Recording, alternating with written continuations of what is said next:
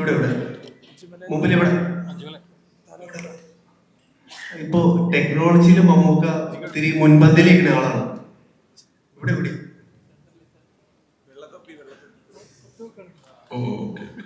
ടെക്നോളജിയിൽ ഇപ്പൊ മമ്മൂക്ക മുൻപന്തിയിലേക്കുന്ന ആളാണ്. ഇപ്പൊ ഒരു പുതിയ ഫോൺ ഇറങ്ങിയാലും മമ്മൂക്ക ആദ്യം സ്വന്തമാക്കും. അതേപോലെ സിനിമയുടെ ടെക്നോളജിയിൽ ഐമാക്സിൽ ഷൂട്ട് ചെയ്തൊരു സിനിമ മമ്മൂക്കയുടെ നമുക്ക് എപ്പോ കാണാൻ പറ്റും? അതിനു വേണ്ടി ഒരു ട്രൈ ചെയ്ത് വലിയ ടെക്നോളജി അല്ല ഇപ്പോൾ. ഐമാക്സിൽ ഷൂട്ട് ചെയ്യാനായിട്ട് ആദ്യം ഒരു ഐമാക്സ് ക്യാമറ ഉണ്ടാവണം. ഐമാക്സ് ക്യാമറ ഒന്നും അത്ര പോപ്പുലർ അല്ല. നോളനൊക്കെ ക്യാമറ ഉണ്ടാക്കിയിട്ടാണ് നല്ല രാജ്യം ഷൂട്ട് ചെയ്തത്. ശരി, അപ്പൊ പുള്ളി സമ്മതിച്ചിട്ടുണ്ട്. പക്ഷേ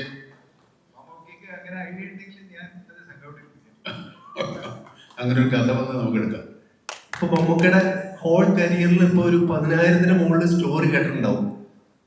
ഇവിടെ തന്നെ 10,000-ന് മുകളിൽ സ്റ്റോറി കേട്ടിട്ടുണ്ടാവും.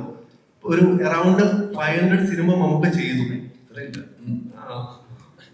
പക്ഷെ ഈ പാട്രിയോട്ടിന്റെ ഏത് മൂമെന്റിലാണ് മഹേഷ് സാറ് കഥ പറഞ്ഞപ്പോ മമ്മൂക്ക് ഇത് ചെയ്യണം എന്ന് തീരുമാനിച്ചത്? അങ്ങനെ പ്രത്യേകിച്ച് ഒരു മൂമെന്റ് വെച്ചിട്ട് നമുക്കൊരു സിനിമ തീരുമാനിക്കാൻ പറ്റില്ല.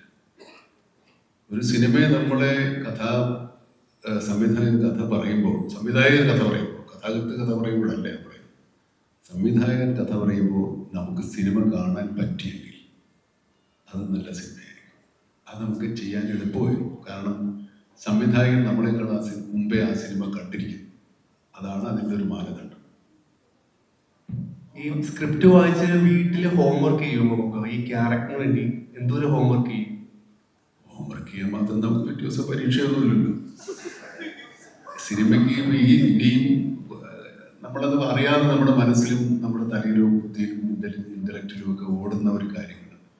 ഹോംവർക്ക് ചെയ്യാനായിട്ട് നമ്മൾ നടക്കുമ്പോൾ ഹോംവർക്ക് ചെയ്യാം, രാത്രി ഇറങ്ങുന്ന ചെയ്യും. എന്താ പറയുക, സ്ട്രീറ്റ് ലൈറ്റിൻ്റെ അടിയിൽ പോയിരുന്നു പഠിക്കേണ്ട കാര്യമൊന്നും സിനിമയിൽ അഭിനയിക്കുന്നില്ല. കാരണം നമുക്കിത് പരിചയമായ ഒരു കാര്യമാണ്.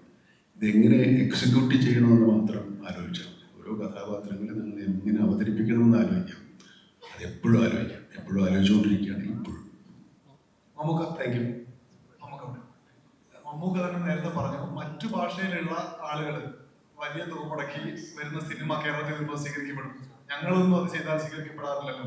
ഇപ്പൊ ഈ ഒരു സിനിമ 100 കോടിക്ക് മുകളിൽ പണം മുടക്കി മലയാളത്തിൽ സിനിമ തുടർച്ചയായി ഇറക്കാൻ കഴിയുന്ന നിർമ്മാതാക്കളെയും അല്ലെങ്കിൽ അങ്ങനെയുള്ള സിനിമ സ്വീകരിക്കാൻ കഴിയുന്ന കാഴ്ചക്കാരെ ഒക്കെ ബോധ്യപ്പെടുത്തുന്ന ഒരു ഗെയിം ചേഞ്ചറായി ഇത് മാറും എന്ന് മമ്മൂക്കയ്ക്ക് തോന്നുന്നുണ്ടോ?